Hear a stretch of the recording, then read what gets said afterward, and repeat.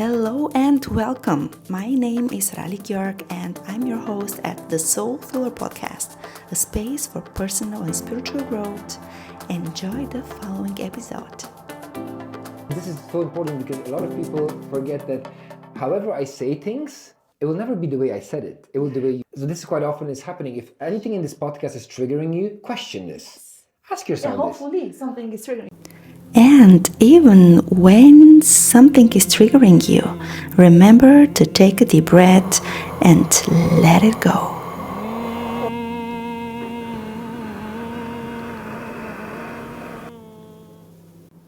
Every week I will introduce you to incredible people who are managing the body, mind and soul game in different unique ways.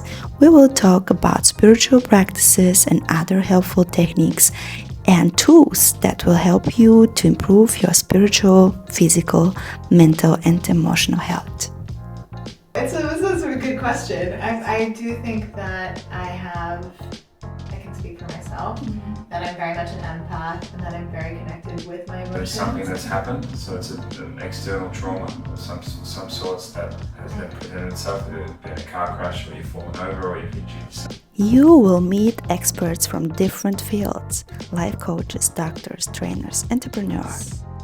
But ultimately it's just labels that are, again, doesn't reflect our true nature, which is way deeper than that. To enjoy the most incredible human experience in this lifetime, we need to take care of the body, the mind, the heart, and the soul in many ways. By spending time outside, I think it's just a really great way to burn more calories in a fun way. And of course, there's other health benefits to it as well. And you were one of the most positive people I met. Namaste. Ciao, with my blue gloves on. Don't forget to subscribe, like and share. And now get ready to wake up with the following episode. Enjoy. So, the journey to enlightenment and fulfillment begins with the first step of understanding. The deeper you delve into wisdom, the closer you come to the light of the fulfillment. By Digital Transformation Manager and Innovation Professor Nizar M. Help me with the Benazzouz. Benazzouz. Thank you. Welcome, Nizar. Thank you, Ralik, for having me. MBA, IT, engineering, PhD in Entrepreneurship and Innovation Management, 2 books, 2 TED Talks, very inspiring podcast and awakening too. But who are you really? It's a question inspired by one of your Who are you? video, one of my favorite your videos. So. Yeah, so it's not an easy question to answer. All what you've mentioned so far are just titles, right? Labels that people in society use to make sense of things, and just so label this guy as productive, as professional, as successful, and other guy as not worth listening to, or a failure, or a loser, or etc., etc. So it just labels that ultimately is not who we are. And so who we are can be taken from many perspectives, right? You can take it biologically, and from a evolutionary perspective, from a mental perspective, from there's like hundreds of perspectives. But ultimately it's not. It's just labels that are, again, doesn't reflect our true nature, which is way deeper than that.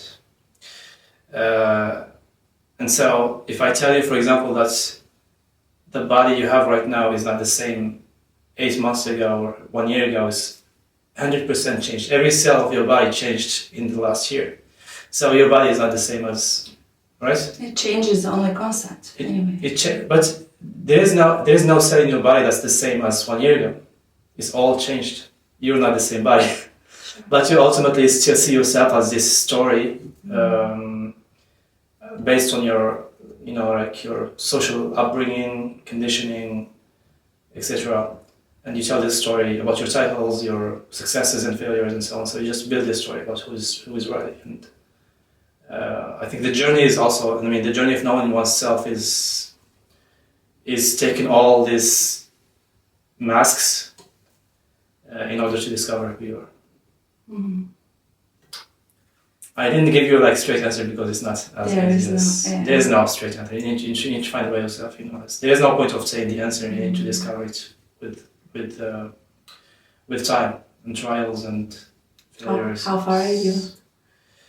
Well, I don't know. It's an infinite pursuit. You can't reach. It's not like a game where you reach the last level, because the last level it's just gonna be boring after that, right? I mean, life is. Or it's Yes, game always. over. Yeah, I mean, yeah, or you're dead already as a body, as a name. The physical. But yeah, it's a journey, and you continue discovering every day. I think I made quite a path so far, so I'm happy with that. But it's still like the journey is still not finished, so we'll see what tomorrow brings. So to summarize, we are not all the titles, all the judgments, all the society that society says we should be. No, we're not. That's I'm taking this. And that's the issue with our society today, right? I wouldn't call it issue, but it's just the way it is. But I think we moved away from spirituality into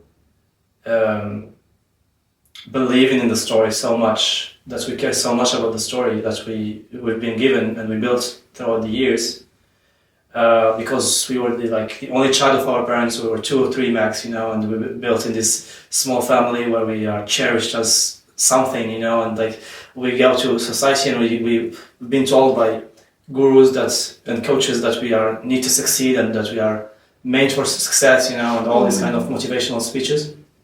That's mostly the Western self-development is development since Tony Robbins and the likes, And so it's all about building this big ego, of who you are. And so you think that you deserve so many things. And so when you don't reach these expectations, you start to question yourself and you start to feel so depressed because you don't fit in. You're not. And so for me, it's a big thing that this disconnect between spirituality and the Western world. I mean, the gap is getting closer and closer. So it's nice to see that with more and more people thinking in more modern spirituality way. Where about not necessarily about God, but about the consciousness and the topics that are deep, philosophical and deep, and that we in Europe mostly and the US and so on, we disconnected from it because we had a problem with religion here. So the whole domination and control of church since till the 15th century was so much asphyxiating so many things. In any religion, not only. Yeah, true. But I'm talking about particularly about Europe and the US, because the thing is they just sort of disconnected from religion, and so they developed these secular societies where religion is apart and the rest is apart. But religion and spirituality are 2 different things, right? I mean, spirituality is beyond. Yes, but that's what I'm saying. It's we disconnected and we disconnected at the same time from spirituality. So for most people, religion is spirituality, which is not the case. Well, for me, it's kind of conditioning too. That's another topic, but okay. Yeah. Well, let's talk about the Matrix and what is beyond the Matrix. I mean, the Matrix, not the movie, but the movie as well is. A movie, of course. It's an interesting movie. Yeah. Those who didn't watch it. How?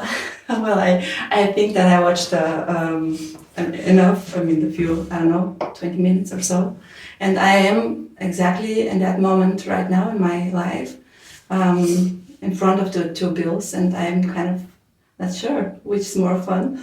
Which bills? So the red and the blue, but that's not the red and blue. Yeah. That's another thing. But how can you give me a very simple explanation about the Matrix? Like for someone like me who is have no idea what it is or don't want to. I would use the same. I would use the same words as the second hero of the movie of the Matrix, not Neo, but what was his name? Morpheus, right? The Matrix is all around us. You can see it everywhere. Okay. Well, that's known, but but look again. It's the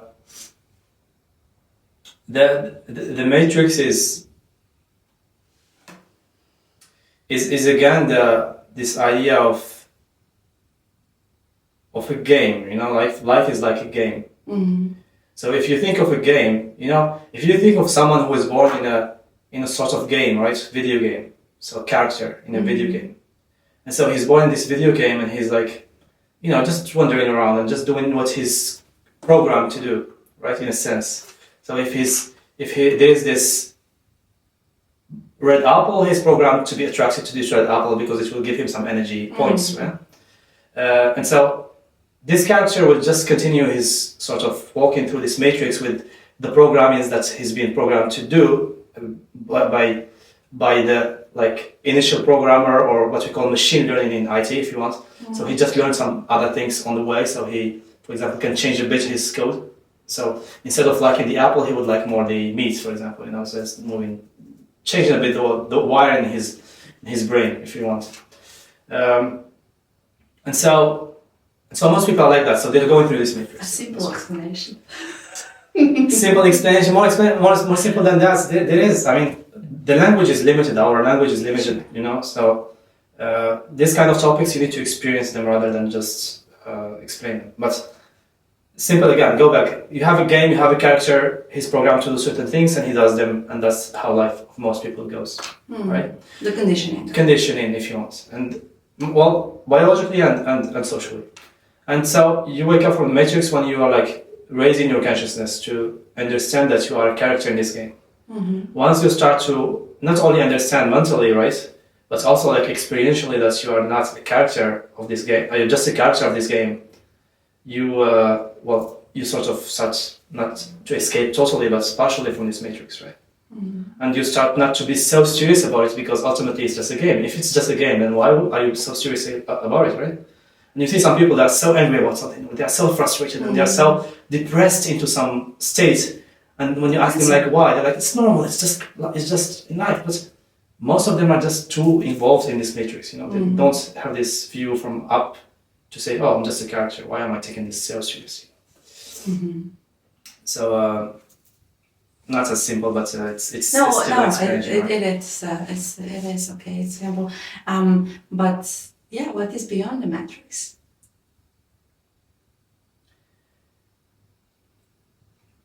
Who knows, right? But it's look, depends on your again. It's this is another level of not something that everybody would reach in his lifetime. But basically, you have the matter and you have the energy. Those are the basic components of the matrix, right? So we have what we call duality. Most things are duality, right? Sure. So you have the black and white, the yin and yang, the male and female, all these kind of things, you know. So basically, the matrix is made of that, made of matter. Like what we see, we think, we touch, etc., is sort of matter. And you have the other side, which is more energy, subconscious, chaos, uncertainty. Those are things that we are conditioned to be scared of, because it's too dangerous for us as ego. It's unknown. It means death for most people before. Yeah? Yeah. So we evolved to be like more into this matter and solidity, and we like things that are hard, that we can touch, that we. So it's a safety. It's safe, right? With our comfort zone, our family, our etc. And we sort of hide from these, or run away or escape from these uncertainty, subconscious things that we can't control. That just being in this ocean of like not knowing where we're gonna land, and so it's scary. And so this is the duality. We are stuck in one side, most of us at least. Obviously, there are some people that are also stuck in this chaos sort of area, and they don't experience order and structure. So it's all about balance. So for me, it's the game of this matrix is sort of to find this not static. It's not like a static balance, It's not like I'm in balance, I'm in balance forever. No, it's this dynamic balance. Well, that's the game. Yeah, well, but you need to be conscious that you are maybe on this side or that side to bring it back to the other side, you know. So the consciousness make the difference. Consciousness is sort of builds the wisdom, what we call, what the Buddhism called also wisdom, which is basically, you know, what Mark Aurelius said, God gave me the strength to know the, or to take the good, I think, something like that. And the knowledge to know the good, to follow the good, the strength to fight the bad, Okay. and the wisdom to know the difference between both. And most people don't know the difference, you know. Yeah. Why they don't know? Because they are conditioned. They didn't take this whole path of self-discovery, discovery of the matrix. Because they're too busy into this survival, most of us, you know. So we don't have time for that. And how to get out of, or how to find that balance, how to like learn to be aware of the state we are right now, like the matrix or beyond, or like to in the spiritual or the material, right? For me, it's like, you know, there's that conditioning and that material stuff we also can enjoy, and also that spiritual part which give us like meaning and purpose, and yeah, just for everything to make sense. Yeah, which are your ways, or can you share like one emergency way out of the states? Like, we know every extreme is I want to say bad or right or good. There is nothing. It's another judgment, but like beneficial for that life journey.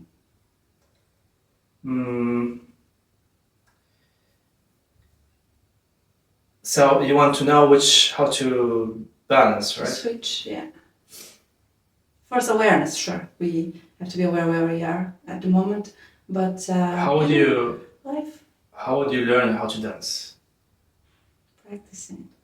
Yeah, right? Sure. But still, like, there are a few things like, you know, meditation or the other ways to... Yeah, but those help you to... It's practice tools, you know? Like you can learn to dance by watching a YouTube video, or you can learn by being with a partner, or you can learn by taking a seminar. All these kind of are tools, ways to reach the same goal, which is... Or experience, like... Yeah, experience is also like practicing. Doing better, yeah. So there are so many ways to the same sort of endpoint, which is to know to dance better, right? And you never get that be perfect dancer. It is always something to learn. But it's right? perfect anyway. There is no perfection. In theory, right? Infinity doesn't have any meaning. Or everything is perfect, just like it is. Yeah, you can see it also this way. But yeah, meditation definitely is a very powerful tool. Meaning that you stop to listen to your mind talking. Not stop to listen, but you just sort of observe your mind talking, your body, you observe everything. So you start to observe, it starts by observing, because as long as you are so immersed into this matrix and you're like acting so seriously in your role, you don't know that you are an actor. Right? And when you're observing it and when you're aware of it, what next? When you are aware of it, you have more options. You have more options in life. So you start to understand a few things, how things work, why we are made this way. You start to connect with your higher consciousness. So you stop judging people. You stop making bad decisions. You get also happier just in your lifestyle. You get happier overall. Are they bad decisions? The what? Are they bad decisions? You learn or you win. It's win-win anyway. Yeah, but there is learning and there is learning. Sometimes jumping from a cliff is a good decision. Obviously there is no good and bad in absolutes, but you compared to, let's say, the goal of optimizing your overall satisfaction in this matrix, your overall learnings as well. So that's the aim. For me, the aims are two aims. The aim of optimizing, not maximizing, but optimizing your overall joy rather than happiness. Like the physical one. Joy, just being happy right now. Just being okay. I'm just joyful. I'm not depressed. I'm not stressed. I'm not crazy. I'm not, I'm crazy a bit, but I'm not, just being joyful in your right now, not in the future. That's for me one aspect. Okay. And the other aspect is meaning, purpose and meaning. So that comes with learning. So you do mistakes, you make some learnings, but all is part of the game because you understand it's a game. So you are forced to make mistakes, So it's just a game, right? Yeah. So I lose money, it's fine. I just learned something out of it, But at least you have you're not conditioned by the cause, what I call the cause and effect, which is also very famous principle in most ancient wisdoms and Hinduism, particularly, and Buddhism and so on. Basically, most things are cause and effect. So there's a cause and there's an effect. There's a cause and there's stimulus and there's a response. That's what I give a bone to my dog and he will come to me. That's because he's conditioned to do so. And so most humans will mostly act upon these conditionings. And so I give some people €1 million, he will go anywhere I want in the world because that's what he's programmed to do. Money means for him something big, it means a value.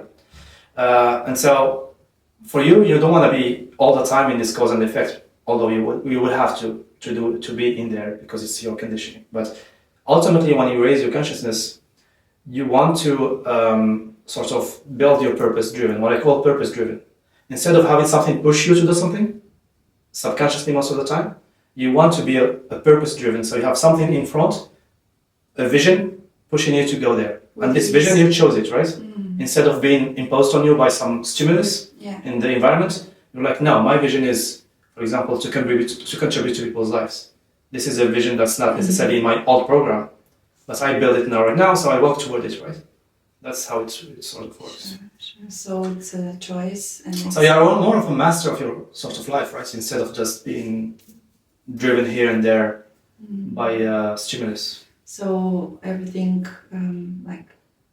starts with why we are doing anything. Yeah, and that's the first question I ask in my third book in progress. Okay.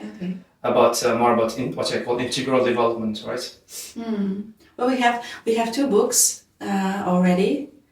I'm curious about the third one, but I need research. You did your research. Yeah, Rabbits and Dakshi, the first one. Rabbits and Dakshi. Yeah, 2018. Very, very impressive. And by the way, you gonna cut the video on us? I'm You're gonna make some editing? not gonna cut anything. Because I want to show I forgot to put my Wake the F Up shirt. What did you forget? Wake the F Up shirt. It's under. Okay. So I will take it off. Yeah. Yeah. Enjoy. Yeah. No, I'm still not naked. Okay. But this is the new one I received just a few days ago. Because in the back there is a nice sentence. We will come to it too, but back to the Rabbits and Dakshi. 55 days in the life of a sapiens. Rabbits and Dakshi. Then we have the second ones last year, right? Mm-hmm. Exactly. And, also very, very interesting one, the innovative animal, right? And the innovative animal, yeah. Innovative animal. Everything is innovation, including your reality. Yeah, great. And what is the third book about? So, just to explain the process. Every book is sort of inspired by some situation in my life. So the first one was mostly, I'll call it diary. The subtitle of this first one is 55 days in a life of a sapiens. So basically, just every day I had to write something about my state at the time. Yeah, so it was my first experience in writing. So I wouldn't call it the most artistic book, but still it was an expression, right? It was really interesting. It is, and it's very honest. Now it was the start of my breaking from the matrix, because basically when you start to break free from the matrix, you start this path of self-exploration. You start to question everything. You doubt everything. You are for a while in a state of discomfort, because it doesn't feel like it feels weird, you know, like it's not you. Like you start to disconnect from this actor that's been acting in your life, and you start to create this new, mostly bigger through self. pain, right? Huh? Mostly through pain. Yeah, through pain and exploration and trying things, you know. So yeah, that was the first book, and the second one is The Innovative Animal, which is everything is innovation, including our reality. Mm-hmm. So everything you see, from this mic to this book to this laptop, everything obviously is innovation, right? It's been innovated, created by someone, something, some company, some person at some point in time, right? Yeah. Even in nature, everything is created, like the rocks, the mountains, the beaches, everything is created at some point by some process. Kind of creation. Natural process, if you want, or if you believe in God, whatever God, doesn't matter. Mm-hmm. But my point is, everything is creation, and so even your reality, which is what you see right now, what you consider as normal, like this laptop, this everything, like the wood, the sound, everything is just a creation at every moment. It's creation now and now and now and now. It's all creations. A mental creation, because everything you see, the book doesn't exist by itself. The book is just a book in my mind, because I see it. I receive the signal that my mind creates this picture of a book. You know, he knows it's a book because labeled as I've learned it's a book when I was a kid. You know, it has paper, it has things, so it must be a book, right? Even if inside there's just bullshit, you know, I will call it a book. You know, it's just a book.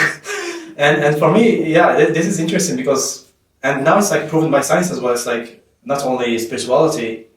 I mean, most big prophets and masters have knew this since ages, but now even science is telling us that our emotions are constructed, the images are constructed.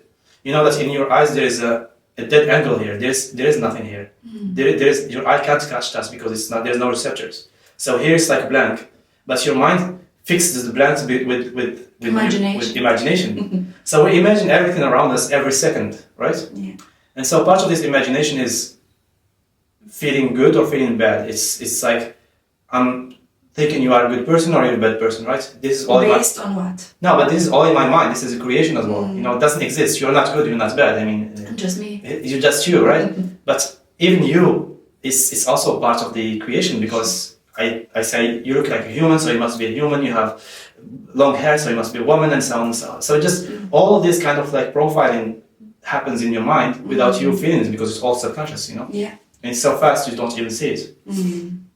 So that's what I mean by innovation. And so once you understand that, you sort of start to or understand and experience two things. There's understand and there's experience, right?